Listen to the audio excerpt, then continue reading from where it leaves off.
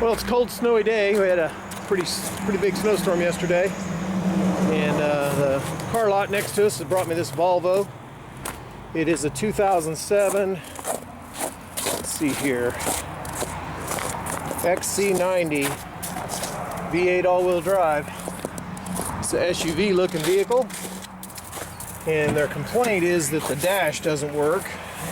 Instrument cluster. I need to scrape the window before I pull it in, but oh, and it ain't gonna start. I'll get the boost box on it and scrape the window and come back.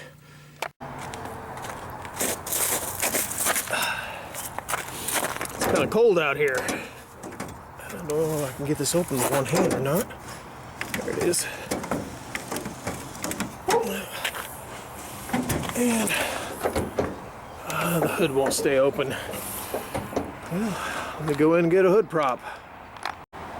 Well, I got the hood prop rod, but the battery isn't under here. But I think I'm going to be able to boost it right there. Got the charger on it there, and maybe I can get it started that way.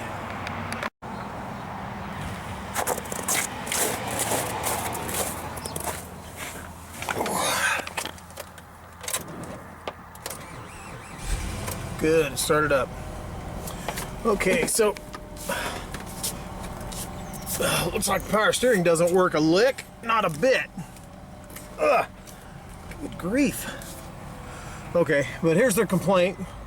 You see there the tachometer isn't showing anything. Turn the blinkers on, blinkers ain't blinking. If I remember right, they said the heater wasn't working.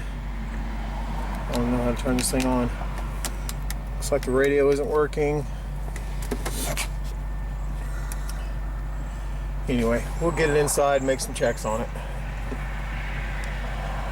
Be nice if it's something easy like a blown fuse. Guess we're going to start with a scan on a Volkswagen. Instrument cluster is a self-diagnostic, electric control module, and you can scan it for trouble codes. So we'll assume that this one's like that also. Automatic selection. We should read the VIN.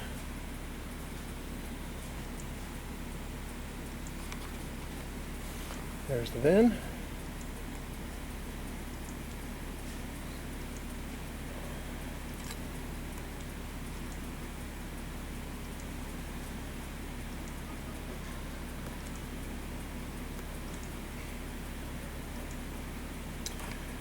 Engine control module, let's start there.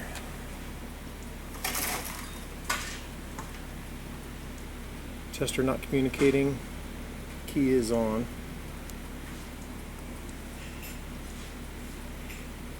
Transmission.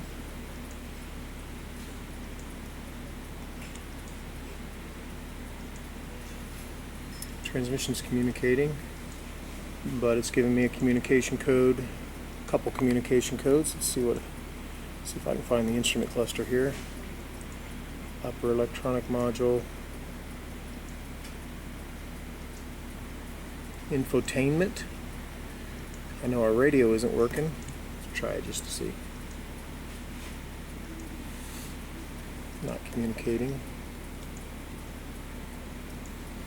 Driver's door module, rear electronic module, multimedia. Not communicating. I don't know if this vehicle is equipped with these modules or not. Having trouble identifying what I think would be the instrument cluster, but here's a climate control. I know the heater controls weren't working. Not communicating.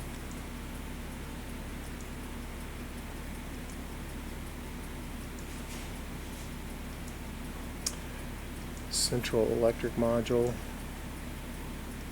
Integrated audio, parking assist.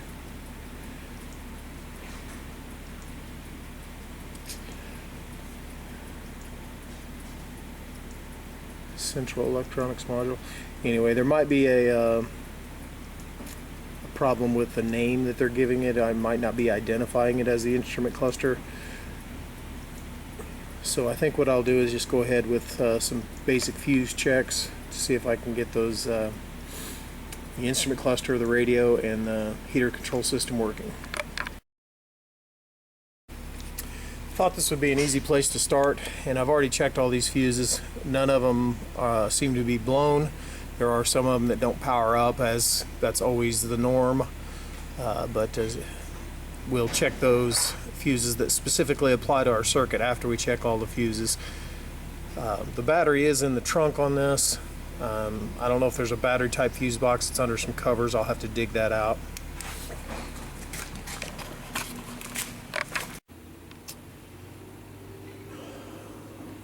So in order to get access to this fuse box, I had to move this battery over. I had to unbolt the battery, move it over, get this released. This cover here was a nightmare to get off of there. I probably spent 10 minutes getting that cover off there. But all those fuses are good. You see the wires trace around here, head that direction up in under the upholstery of the car in order to head up towards the fuse box and the starter and stuff like that. I guess this one probably heads towards the starter. But anyway, all those wires head up towards the fuse boxes. Well, in order to access this fuse box, I had to pull this upholstery piece out. There's some aftermarket equipment in here. I don't know if that relates to my problem or not. 4-channel wireless FM modulator. That's an awesome installation job they got going on there. Okay, I've just checked fuses on this fuse box down here, and I'm not finding any bad fuses, but I am finding that a lot of them have no power to them at all. And it's normal for some fuses to have no power to them, but there's a good number of these that have no power to them. So I'm thinking maybe there is a power problem too here. I haven't checked a wiring schematic to see which fuses specifically power the instrument cluster or the power seat or the radio or the heater control panel. But I'll do that next, I think. I realized I was being a little vague. I was saying that a lot of the fuses had no power to them, but basically what I want to point out is that all these fuses right here have power to them. None of these fuses right here have power to them. Now there is one over here. Maybe it's this one. Yeah, this one up here has power to it. But other than that, none of these fuses have power to them. And that's unusual. There might be one or two, but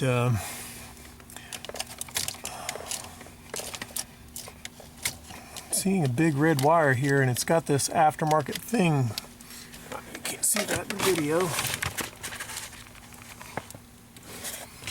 We have these large wires here. These two red wires could be, they feed into here, and one of them has this aftermarket thing pierced into it. I don't know what that is, but let's see if these have power.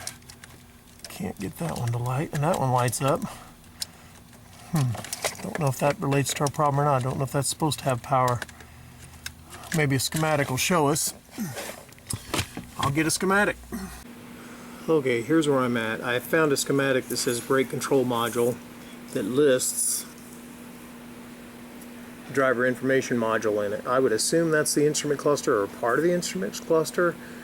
Not sure. Like I said, the terminology is kind of killing me on this Volvo. But what I'm coming up with is this is powered by this fuse 10, and I have no power there. Now, that fuse 10 is powered by these two red wires coming from the main fuses next to the battery, next to the battery fuse box. Now, I'm wondering, I showed you those two red wires that one of them had power on it and one of them didn't. I'm wondering if these are those two wires, but I don't have anything to let me know what that EB and EA is. I found this schematic of our central electric module. This fuse box is mounted on the central electric module, which I've determined that central electric module is a computer with that communicates on a network. So I didn't look to see if that fuse had power or not, but probably it doesn't. Fuse number 16, I guess it does. It's one of the group that does have power to it. but I didn't even scan the central electric module because it wasn't on my radar at that point. Maybe I'll scan it, maybe I won't, but right at this point I have those two red wires with no power on them, and I would guess maybe that's them right there. What I think I'm going to do is jump power to this fuse 10 and see if anything comes alive. I'll use a fuse jumper to do that, and just jump power directly to the back side of that fuse and see if anything comes to life. Okay, here I've got this power lead run up from a power source. I have it on my test light so I can verify that it is hot, and I'm going to touch it to that fuse 10. These are labeled as 3, 4, 5, 6, 7, 8, 9, 10. Oh, when I touch that, it goes live. There's stuff happening. And the dinger goes live. And the instrument cluster did light up. Right there. I don't know how well you can see that. I have to hold this test light on this fuse here. Let me start the engine, see if it shows an RPM signal.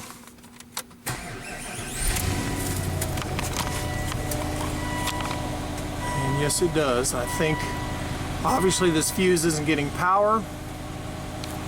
The power seat works. Ooh, the instrument cluster is lit up. Radio's showing a station. Try the seat here. Yep, the seat's moving. Can't see it, but there you can see the seat moving. And I'm going to do nothing but pull this test light off the fuse, and everything goes dead. Okay, so I think since that fuse is obviously powered by this wire, we have probably have a break in that wire, because I have checked at the battery fuse box. That fuse is good, the wire is going. Unfortunately, that wire goes under the carpet. That's going to be rough to get to, and I don't know where to look for a break in it at. Is it at the front near the fuse box? Is it in the back near the passenger compartment? Is it that wire that goes in right here? I don't have any way of knowing that. I haven't found a breakdown that would show me that. I guess I could jump 12 volts to that wire itself and see if everything comes to life. Yeah, I'll do that.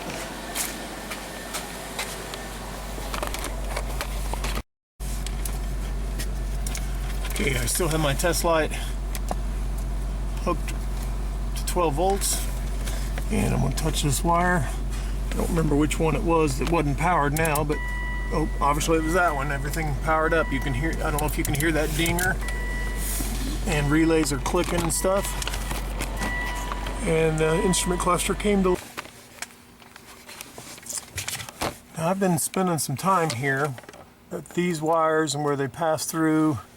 And I guess those two wires the wire in question passes through and comes through here and then goes under the carpet and heads towards the back. I've tried to access it in many ways that I can, and it's just going to take major disassembly to do so. So I guess I'm going to start at the back and start moving forward. Maybe that'll be a little bit easier. Well, once again, we're here at this fuse box, and those wires go towards this direction, and then it's underneath the interior. There's certainly going to be, those wires go all the way to the front of the car. It could be broken in any area between here and there. I just don't see any damage here. I can see a big fat red wire right there, but there's no damage to it. This might be a nightmare to find.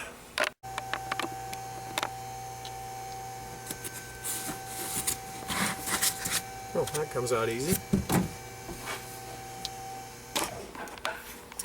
Down inside there I am seeing some big red wires, but no damage to them. There's a big red wire.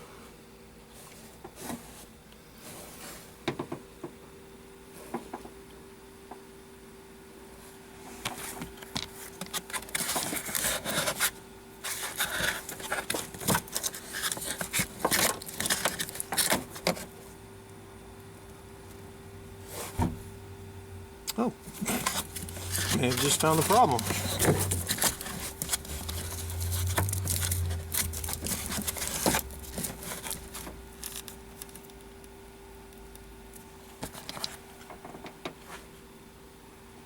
Definitely two wires broken there.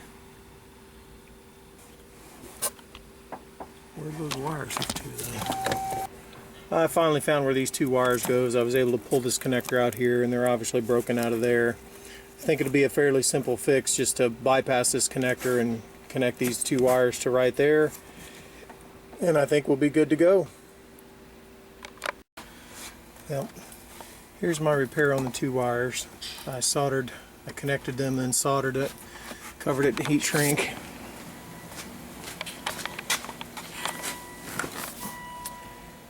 And obviously the dash lights are on. Radio came on. And the tachometer's working. We'll take it for a drive and see how everything works. Well, I'm gonna do some code clearing because we have a bunch of lights on here on the driver information center. There it says airbag off, service urgent, and over here we got an airbag light, a traction light, tire pressure light. I don't know if that's going to turn off the tire pressure light, but we definitely need to clear some codes. There was a bunch of no communication codes in here.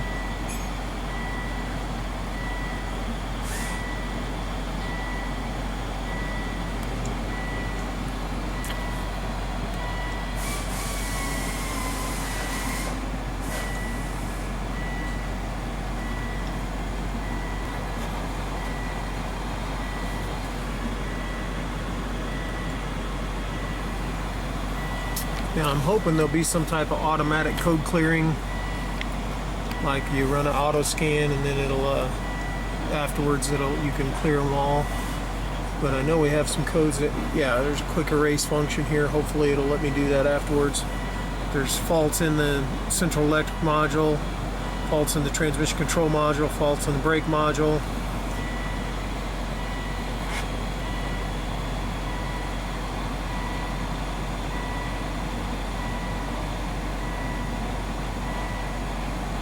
And a lot of those are probably communication problems due to those modules not communicating with the power problem that we had.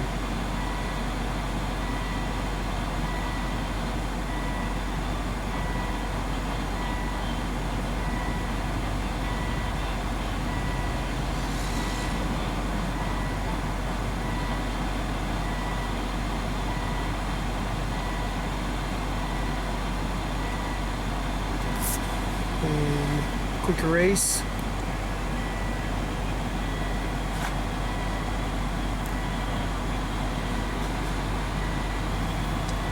That's clearly not translated well. If you do not clear the data trouble code, please enter the system and do as the information. Thanks for clearing that up, I'll tell.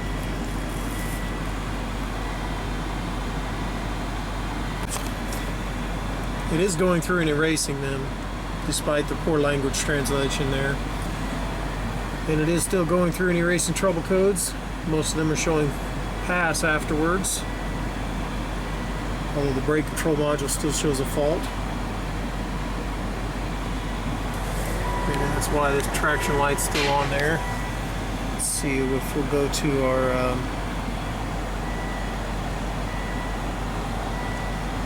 brake control module.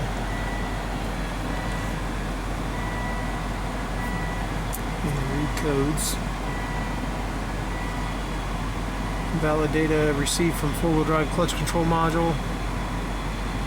Algorithm-based faults. Signal plausibility. You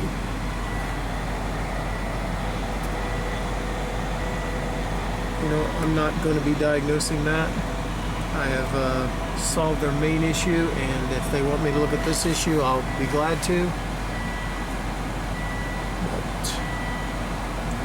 Now I think we're going to take it on a road test and see what happens. And with this trouble code, we're getting this message in the driver's information center about the, what did I just do?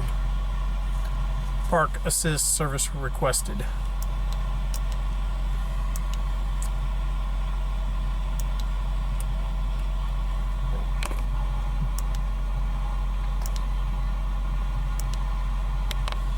pushing this button here, it changes what message is on there.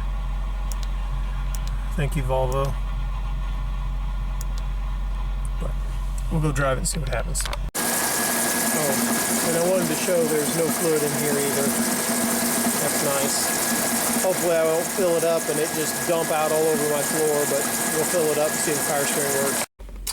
Well, after our test drive, in addition to the first trouble code we had here, we have a second trouble code that triggered invalid data received from steering angle sensor module, algorithm based fault, signal plausibility, and right rear wheel speed sensor, general fault information, mechanical fault. If I end up working on these trouble codes, I will probably make a video about them. Honestly, in the back of my mind, I hope that I don't get to work on them, because it is a Volvo after all. This job, although as I edit the video, I bet it'll end up looking like it was super easy, but it was not. I struggled and fought with the schematics and trying to find the right information, and I lucked upon the fix, but the diagnosis was pretty tough. So if you learned anything from this Volvo video, give me a like and subscribe. Visit my website, and if you want to see more videos and you want to support these videos being made, click on the donate button on my website, and my website is at www.kansascitytdi.com.